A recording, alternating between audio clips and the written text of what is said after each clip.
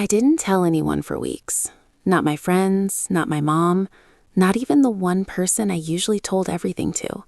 I just carried it around like something heavy in my chest, like if I breathed too hard, it might slip out of my mouth and ruin everything. It started as something normal. That's the part that still messes with my head the most. There wasn't anything obviously wrong in the beginning. No warning signs, no moment where I could say, that's where everything went off the rails. It just felt like one of those family visits you don't think twice about. My name's Lila. I'm 23, and up until that summer, my life was pretty straightforward. I lived in a small apartment outside Denver, worked at a marketing firm, dated casually, but nothing serious.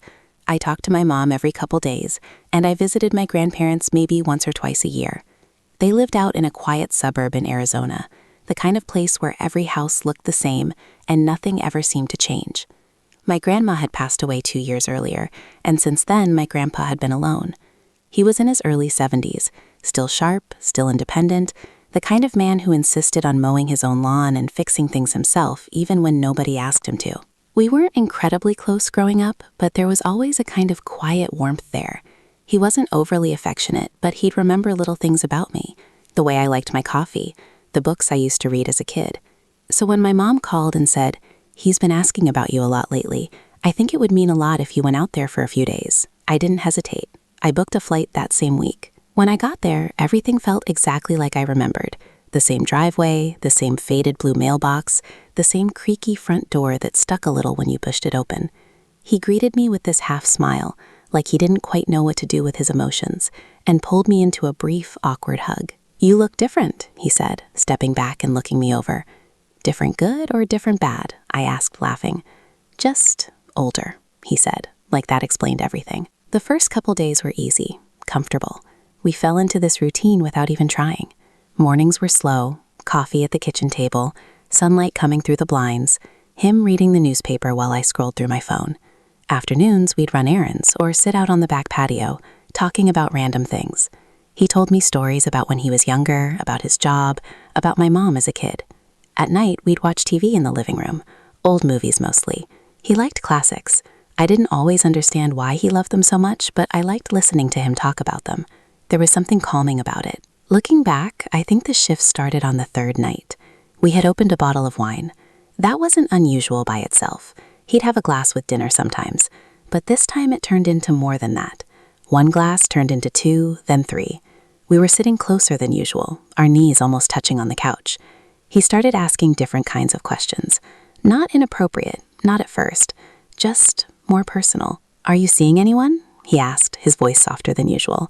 "Not really," I said. "Nothing serious." "Why not?" I shrugged. "I don't know. I guess I just haven't met the right person." He nodded, but he didn't look convinced. "Or maybe you don't let people get close enough."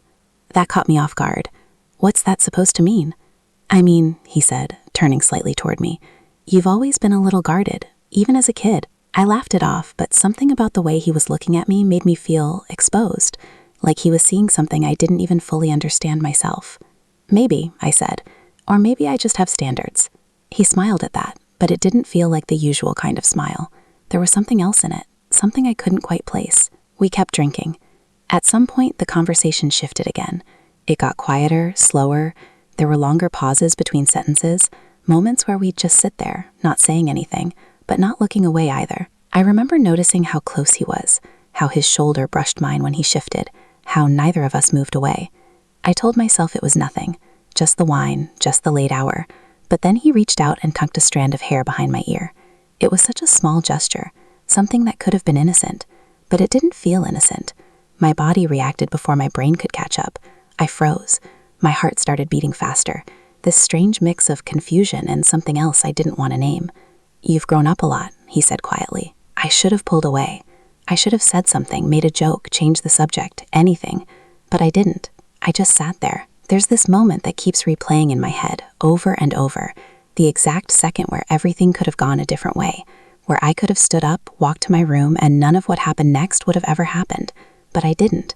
And once that line was crossed, even a little, everything after that felt like it was already set in motion. The next day, we didn't talk about it. Not directly anyway. But the air felt different, thicker, charged. He was quieter at breakfast. I was too. We avoided eye contact more than usual, but at the same time, I was hyper aware of him. Every movement, every glance. I kept telling myself I was overthinking it, that it was just a weird moment, nothing more, that I'd imagined the tension, the way his hand lingered just a second too long. But then it happened again that night. Not the same way, not exactly. This time it was subtler, a touch on my arm that lasted longer than it should have, a look that didn't feel like something a grandfather gives his granddaughter. And the worst part? I didn't stop it. I didn't encourage it either, at least not consciously, but I didn't shut it down. I let it exist in that gray space where nothing is clearly defined, but everything feels like it's heading somewhere it shouldn't. By the fourth night, there was no pretending anymore. We didn't even try to act normal. The tension had built to a point where it was impossible to ignore. Every word, every movement felt loaded with something unspoken. We were sitting outside this time, on the back patio. The air was warm, the sky dark except for a few faint stars. There was another bottle of wine between us, already half empty. "You should stay longer," he said suddenly. "I was planning on leaving in a couple days," I replied. "Why rush back?" he asked. "It's not like you have anything waiting for you there." That stung more than I expected. "I have a life," I said. "Do you?" he asked, his tone calm but cutting. I didn't answer. He leaned back in his chair, watching me. "You seem restless, like you're searching for something." "And you think you know what that is?" I asked. "Maybe," he said. The way he said it made my stomach tighten. There was a long silence after that, the kind that feels heavy, like it's pressing down on you. And then he reached for my hand. This time, I didn't freeze. I let him. I told myself I didn't understand what was happening, that I was just caught up in the moment, in the emotion, in the strange, confusing connection that had formed over the past few days. But deep down, I think I knew. I just didn't want to admit it, because admitting it would have meant facing what it really was. And once you see it clearly, there's no going back. That night didn't feel like a single decision. It felt like a series of small ones, each one easier than the last. A look held too long, a touch not pulled away from, a silence that said more than words ever could. By the time we went inside, by the time we crossed that final line, it almost felt inevitable, like something that had been building for days, maybe longer. And in the moment, I didn't think about consequences. I didn't think about what it meant or what would happen after. I just let it happen. That's the part I hate the most. Not just what happened, but how easily I let it. The next morning didn't feel real. I woke up before him, the sunlight already cutting through the thin curtains in that guest room I'd slept in every time I visited growing up.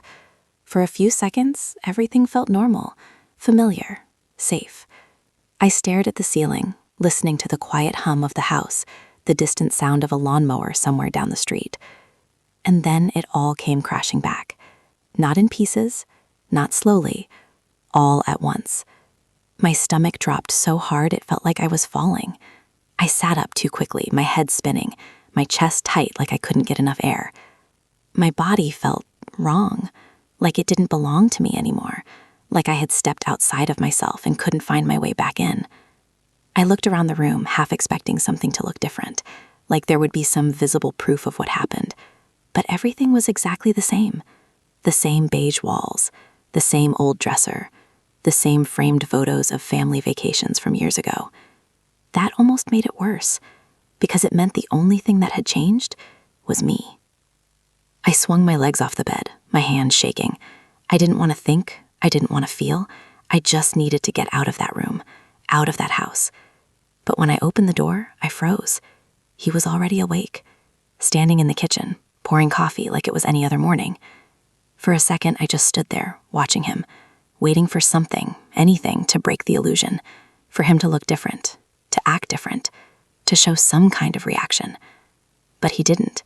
He just glanced over, gave me a small, calm nod. Morning. That word hit me harder than anything else. Morning. Like nothing had happened, like last night was just nothing. I felt something twist inside me, anger maybe, or panic, or both tangled together in a way I couldn't separate. "Yeah," I muttered, my voice barely steady. "Morning." I walked into the kitchen slowly, every step feeling heavy, like I was moving through water. I didn't know where to look, what to do with my hands, how to act. He handed me a mug of coffee. "Cream and sugar," he said, like he always did, like this was routine. My fingers brushed his when I took it, and I flinched without meaning to. He noticed. Of course he noticed. But instead of reacting, instead of saying anything, he just leaned back against the counter and took a sip of his own coffee. Silence stretched between us, thick, suffocating. "About last night," I started, the words coming out before I could stop them.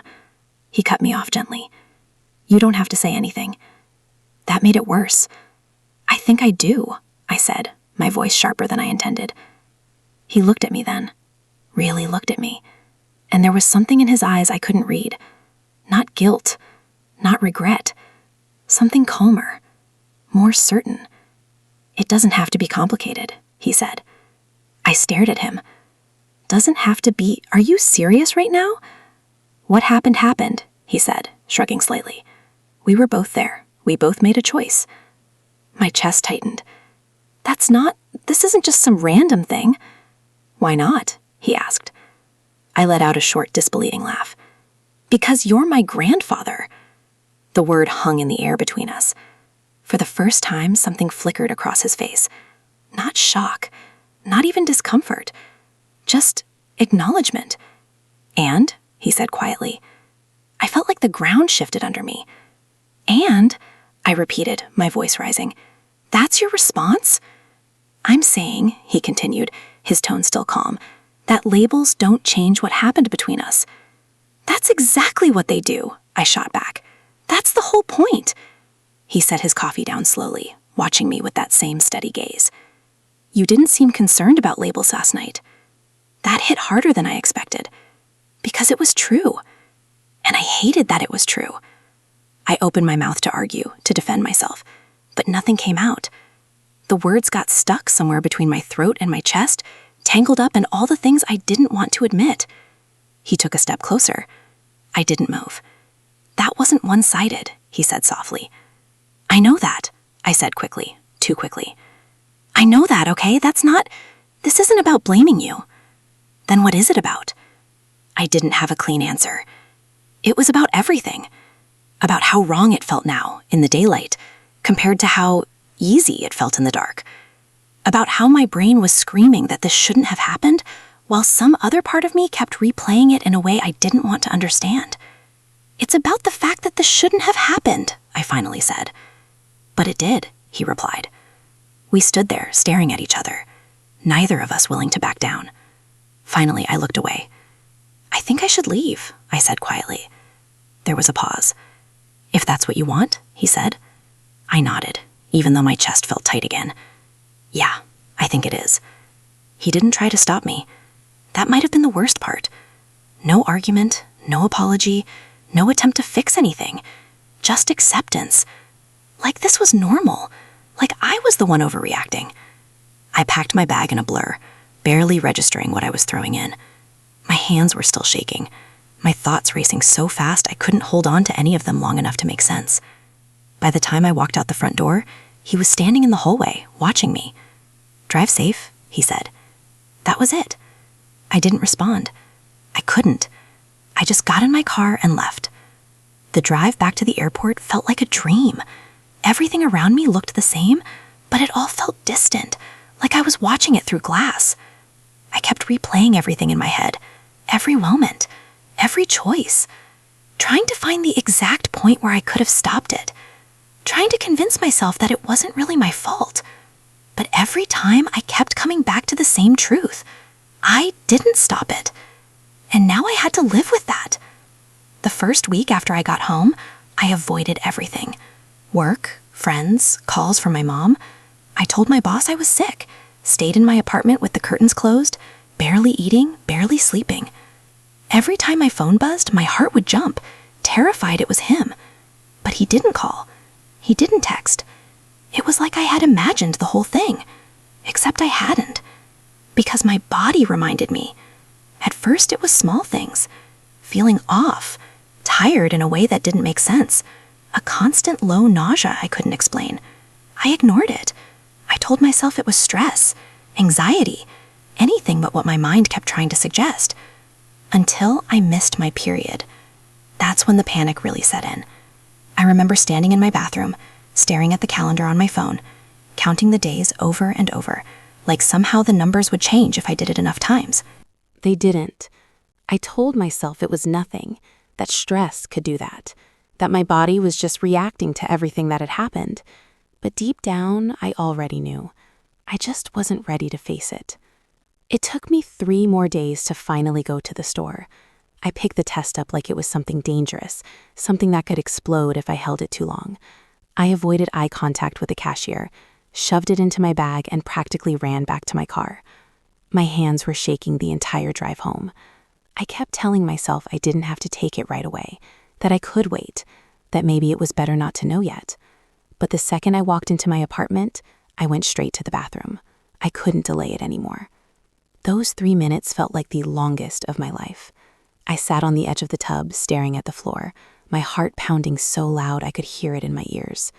I tried not to think, tried not to imagine what I'd do if it was positive, but my mind didn't listen. It went there anyway.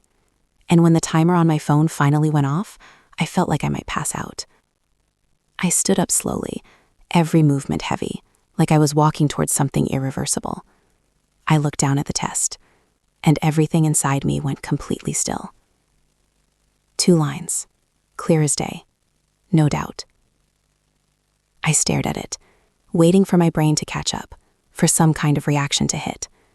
But there was nothing at first, just this empty, hollow feeling, like all the air had been sucked out of the room. And then, all at once, it hit me. A wave of panic so intense it felt like it might crush me. I dropped the test on the counter, my hands flying to my mouth as a sob tore its way out of my chest. "No," I whispered, shaking my head. "No, no, no." But it didn't change anything. It didn't undo what had already happened. I slid down against the wall, my body trembling, my mind spinning out of control. Because now it wasn't just something I could bury, something I could pretend didn't happen. Now it was real, permanent, growing inside me. And there was only one person who could be the father. I squeezed my eyes shut, tears streaming down my face, my entire body shaking. I didn't want to think about what that meant, but I couldn't avoid it anymore. I had to tell him. I stared at my phone for almost an hour before I did anything. It just sat there on my bed, screen dark, like it didn't understand the weight of what I was about to do. Like it was just a normal day, a normal call, a normal conversation waiting to happen. But nothing about this was normal. My hands wouldn't stop shaking. Every time I picked the phone up, I'd unlock it, scroll to his name, and then freeze. My thumb hovered over the call button like it was something dangerous, something irreversible. Because it was. Once I said the words out loud, there was no taking them back. I tried to imagine how the conversation would go. I ran through different versions in my head over and over. Maybe he'd be shocked. Maybe he'd finally show some kind of emotion, some kind of realization that this wasn't just something that happened. Or maybe he wouldn't. That second possibility scared me more. Finally, I forced myself to stop thinking. I pressed call before I could talk myself out of it. It rang 3 times. 4. 5. For a second, I thought maybe he wouldn't pick up. Maybe I'd get a little more time, a little more space to breathe. Then the line clicked. Lila. Just my name. Calm. Steady. Like he'd been expecting me. My throat tightened. Hi. There was a pause. Not awkward. Just quiet. I was wondering when you'd call, he said. That sent a chill through me. What does that mean? It means you've had time to think, he replied. About everything. I swallowed hard. Yeah, I have. And? I almost laughed. The word felt so small compared to everything I needed to say. And I need you to listen, I said, my voice unsteady. And I need you not to interrupt me. Another pause. Okay. I took a breath, but it didn't help. My chest still felt tight like something was pressing down on it. I'm pregnant. The silence on the other end was immediate, heavy, different this time. For a second, I thought maybe the call had dropped. I pulled the phone away to check, but the line was still connected. Say something, I whispered, panic creeping into my voice. When he finally spoke, his tone had changed. Not dramatically, but enough. Are you sure? He asked. I let out a shaky breath, somewhere between a laugh and a sob. Yeah, I'm sure. How far along? Not long. A few weeks, maybe. Another silence. I waited for the reaction I had imagined. Shock. Panic. Guilt. But when he spoke again, it wasn't any of those things. "We'll figure it out," he said. That was it. No emotion, no urgency. Just that same calm, controlled tone. Something inside me snapped. "Figure it out?" I repeated, my voice rising. "That's your response? We'll figure it out?" "What do you want me to say, Lila?" he asked, his voice still even. "Panicking isn't going to help." "I'm not asking you to panic," I shot back. "I'm asking you to act like this actually matters." "It does matter." "Then sound like it." There was a brief pause, like he was choosing his words carefully. "I'm trying to stay rational," he said. I let out a sharp breath. "Rational? This isn't a business problem. This isn't something you can just manage." "What do you expect me to do?" he asked. "I don't know," I yelled, pacing across my apartment now, my free hand gripping my hair. "I don't know, okay? But maybe start with acknowledging how messed up this is." Another silence. And then, finally, something cracked. "I am aware of what this is," he said, his voice lower now. Not calm anymore. Controlled, but tighter. "You think I don't understand the situation? Then why are you acting like this?" I demanded. "Because someone has to keep a clear head," he snapped. The shift caught me off guard. "And you think that's you?" I asked, my voice quieter now, but sharper. "Yes," he said without hesitation. I stopped pacing. For a moment, neither of us spoke. "You didn't seem this clear-headed the other night," I said finally. That landed. I could feel it through the silence. "That wasn't planned," he said. "No," I said, "but it still happened. And you were part of that too," he added. There it was again. That deflection. That refusal to fully take responsibility. "I know I was part of it," I said, my voice trembling now. "But you're supposed to be the one who knew better." "I did know better," he said quietly. "Then why didn't you stop it?" He didn't answer right away. And in that silence, I already knew the truth. "Because you didn't want to," I said. Still no response. My chest tightened again. But this time it wasn't panic. It was something colder. "Say it," I pressed. "Just say it." "I didn't want to," he admitted. Hearing it out loud made something inside me break in a way I wasn't expecting. Not loudly, not dramatically, just quietly, like a crack spreading through glass. I sank down onto the edge of my bed, my legs suddenly too weak to hold me up. "Okay," I whispered. We sat in that silence for a long moment. "So what now?" I asked eventually. "We consider the options," he said. The word options made my stomach twist. "You mean ending it?" I said. "It's one option," he replied. "And the other?" Silence. I let out a hollow laugh. "There is no other option, is there?" "There are always options," he said. "They're just complicated." "Yeah," I muttered. "That's one way to put it." I pressed my fingers to my temple, trying to steady my thoughts. "I can't tell my mom," I said. She would lose it. This would destroy her." "I know," he said. "And I can't just pretend this didn't happen." "I know that too." "So what?" I asked, my voice breaking. "I just go get rid of it and act like everything's fine?" "I didn't say that," he replied. "It's what you're implying." "It's what makes the most sense," he said carefully. That felt like a slap. "Makes the most sense," I repeated. "You're talking about this like it's a math problem." "I'm talking about minimizing damage," he said. "Damage?" I let out a bitter laugh. "You think the damage hasn't already been done?" There was no answer to that, because we both knew the truth. It had. "I need to see you," I said suddenly. There was a pause. "Why?" "Because I can't do this over the phone," I said. "I can't sit here and make a decision like this without looking you in the face." Another silence. And then, "Okay," he said. "Come back." My heart skipped. "What?" "Come back here," he repeated. "We'll talk about it in person." Every instinct in my body told me that was a bad idea, that going back there, back into that house, back into that environment, would only make everything more complicated. But at the same time, I felt like I needed it. Like I needed to see him again, to understand what had happened between us, to figure out if it was real or just some kind of twisted, one-time thing that had spiraled out of control. "Okay," I said quietly. "I'll come.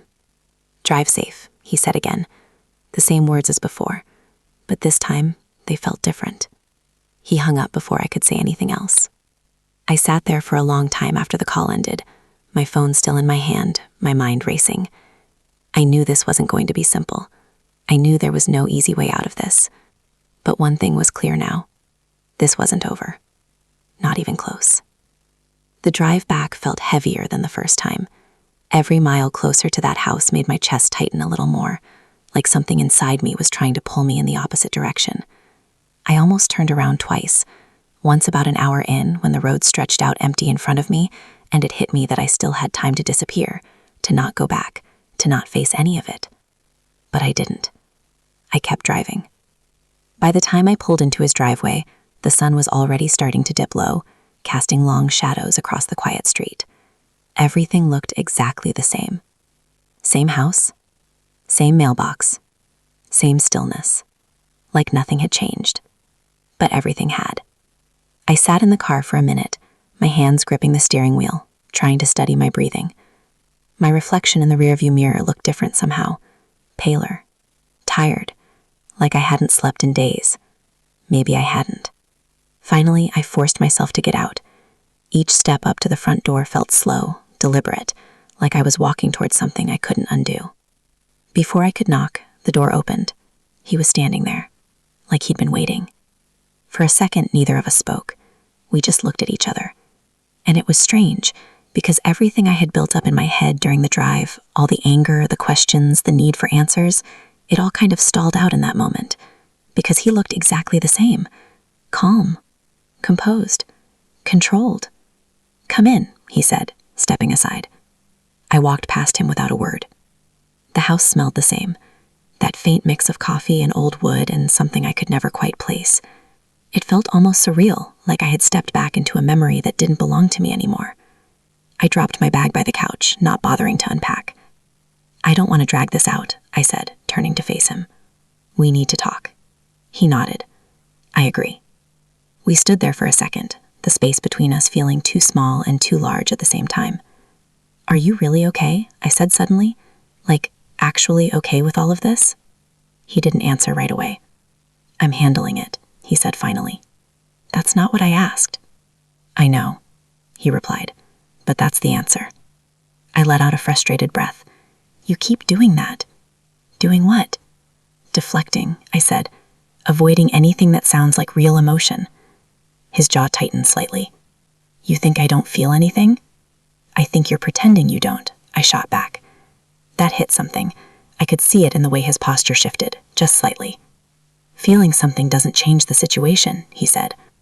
"No, but it changes how you deal with it," I replied. "And right now it feels like you're treating this like it's manageable, like it's just something we can clean up and move on from." "And what would you prefer?" he asked. "That I fall apart?" "Maybe a little," I said, my voice quieter now, "because I already am."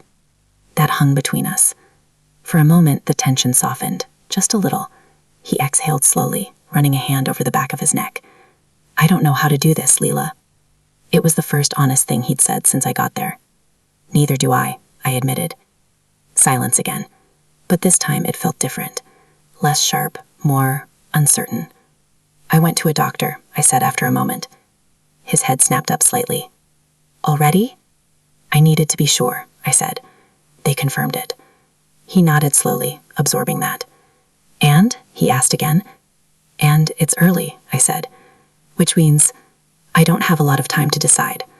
His expression darkened slightly at the word decide. "I've been thinking about it nonstop," I continued. "Every option, every possible outcome." "And?" he asked again. I hesitated, because saying it out loud made it real in a way that nothing else did. "I don't think I can go through with it," I said finally. The words felt heavy, but also strangely clear. He stared at me. "You mean you want to keep it?" he said. It wasn't a question. I nodded, my throat tight. "I think so." A long pause. "That's not a good idea," he said. There it was. Flat, direct, like he'd been waiting to say it. "I know it's not a good idea," I snapped. "You think I don't know that?" "Then why?" "Because I don't think I can live with myself if I don't," I cut in. That stopped him. I've already done something I can't undo, I said, my voice shaking now. Something that's going to stay with me for the rest of my life, no matter what. And this... I placed a hand over my stomach, the gesture instinctive even though it still felt unreal. This is already real to me. He looked at my hand, then back at my face. You're not thinking about the consequences, he said. I am, I replied. I'm thinking about them constantly. Then you should know this doesn't end well, he said. Nothing about this ends well, I shot back. That's not new information. He took a step closer, his voice lower now. If you do this, there's no hiding it. Eventually people will find out. I know. Your mother will find out. My chest tightened. I know. And when she does... Stop, I said sharply. I've already thought about all of that. You don't need to spell it out. Then you understand why this is a mistake, he said. I shook my head slowly. No. I understand why it's complicated. I understand why it's messy and ugly and probably going to ruin a lot of things. But that doesn't automatically make it a mistake. He stared at me like he didn't recognize me. Listen to yourself, he said. You're talking about bringing a child into a situation that already exists, I cut in. Ignoring it doesn't erase it. It prevents it from getting worse. I let out a hollow laugh. You really believe that? Yes, he said firmly. I looked at him for a long moment, and then something shifted inside me. A realization I hadn't fully allowed myself to see until now. You don't want this, I said quietly. That's obvious, he replied. No, I said, shaking my head. I mean, you really don't want this. Not just because of the situation, but because you don't want to deal with it. You want it gone. That's not fair, he said. It is, I insisted. You've been trying to control everything since the moment I told you. Keep it calm, keep it rational, keep it contained, but this doesn't fit into that. He didn't respond, because he knew I was right. I'm not asking you to be okay with it, I said. I'm not even asking you to be involved. I need you to understand that this is my decision. And what happens when that decision affects everyone else? He asked. It already has, I said. We stood there, the tension building again. But there's something else you're not thinking about, he added. What? I asked.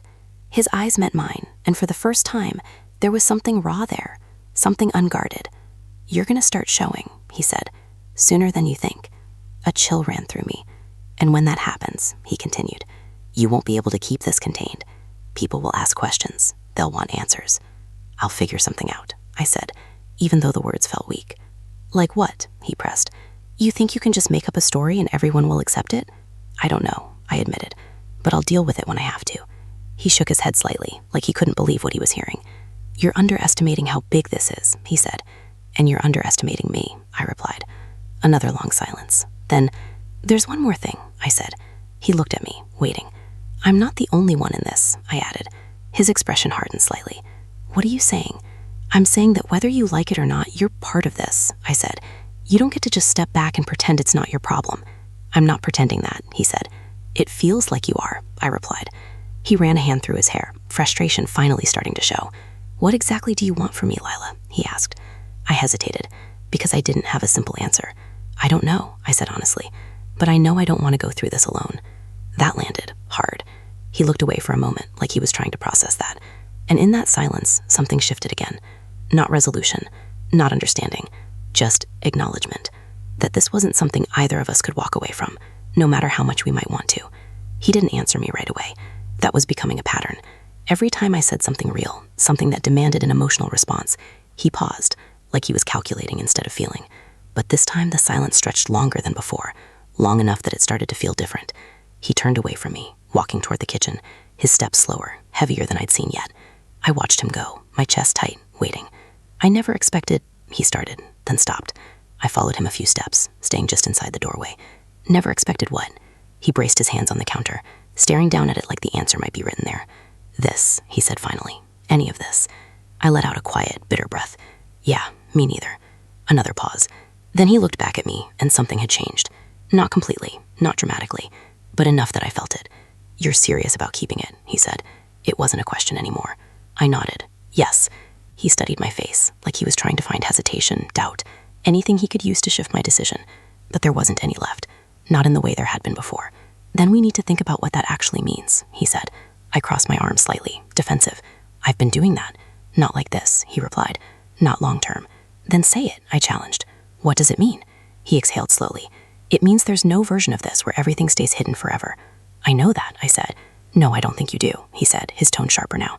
Because if you did, you wouldn't be talking about this like it's just your decision. That irritated me instantly. It is my decision, I shot back. It's my body. And it's my life too, he snapped. The words hit harder than I expected. For a second, we just stared at each other. Then act like it matters to you, I said quietly. Something flickered again in his expression. I am, he said, in the only way that makes sense. By trying to make it disappear, I asked. By trying to prevent everything from collapsing, he replied. I shook my head. You keep saying that like it's still possible. It is, he insisted. No, I said firmly, it's not. That version of reality is already gone.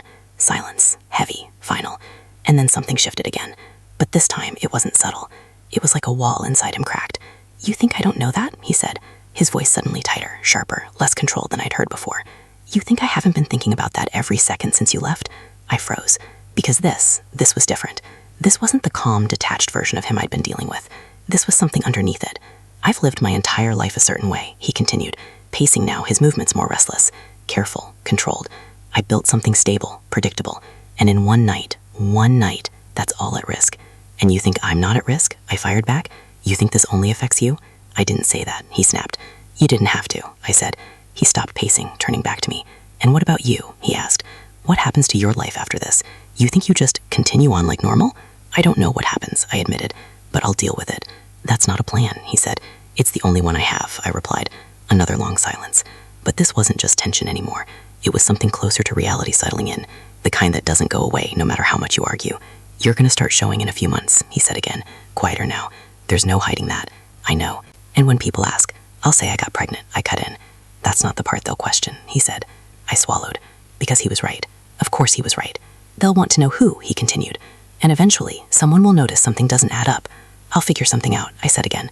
But it sounded weaker this time. Like what? He pressed. You think you can just make up a story and everyone will accept it? I don't know, I admitted. But I'll deal with it when I have to. He shook his head slightly, like he couldn't believe what he was hearing. This isn't sustainable, he said. Neither is pretending it didn't happen, I shot back. I'm not pretending that, he said. Then what are you doing? I asked. He hesitated. And then finally, I'm trying to contain it, he said. There it was. The truth he'd been circling around the entire time. Contain it, I repeated quietly. Yes. I let out a slow breath, something cold settling in my chest. You really think this is something you can just contain? He asked. I think it's something that can be managed, he said. I stared at him, and in that moment, I saw him differently. Not just as my grandfather, not just as the man from that night, but as someone who had spent his entire life controlling outcomes, keeping things in order, avoiding anything that didn't fit into a neat, predictable structure. And now this, me, this situation, it didn't fit. And he didn't know how to handle that. You're scared, I said. He stiffened. No. Yes, you are, I insisted. You're terrified of losing control. That's not what this is about. It is, I said, because if this were about me or the baby or anything real, you wouldn't be talking about it like a problem to solve. You'd be talking about it like something that happened to people. His jaw tightened again, but he didn't argue, because he knew. I'm scared too, I admitted, my voice softer now. I'm more scared than I've ever been in my life, but I'm not trying to erase it. I'm not trying to erase it, he said. Then what are you trying to do? I asked. He hesitated again, and this time when he answered, his voice was quieter. I'm trying to survive it. That landed differently, because for the first time it didn't sound like control. It sounded like fear. Real fear. I swallowed, my chest tightening again, but not in the same way as before. What does that look like? I asked. He looked at me for a long moment. Then he said something I wasn't expecting. "It means we need to decide what story we're going to tell." The words hung in the air. Cold, calculated, real. "What?" I said. "If you're going through with this," he continued, "then we need to be aligned on what people believe." I stared at him, my stomach twisting. "You're serious?" "Yes." "This is your solution?" I asked. "We just lie to everyone?" "It's not about lying," he said. "It's about protecting what can still be protected." "That is lying," I said flatly. He didn't deny it. "Think about the alternative," he said. I didn't want to, because I already knew. And he knew I knew. "You tell the truth," he continued, "and everything falls apart. Your family, mine, any sense of normal life either of us has left." I felt my chest tighten again, that familiar pressure building. "And you think making up a story fixes that?" I asked. "No," he said, "but it gives us a chance." A chance. The word felt hollow, but also dangerously tempting, because it meant control. It meant a version of reality where not everything was destroyed. "What kind of story?" I asked quietly. His eyes held mine. "Someone from your life," he said. "A relationship that didn't work out. Someone who's no longer around." I felt sick. "You want me to invent a father," I said. "Yes." "And just live with that?" I asked. "It's better than the truth," he replied. Silence filled the room again, but this time it wasn't just tension. It was the weight of a decision, one that would shape everything that came next. I looked down at my hands, then back at him, and for the first time since this all started, I realized something clearly. There was no version of this where I walked away untouched. No clean ending, no easy answer. Just choices and consequences. "Okay," I said slowly. His expression shifted, just slightly. "Okay," he repeated. "I'll think about it," I clarified. That wasn't agreement, but it wasn't refusal either, and we both knew it. Because at this point, there weren't many options left.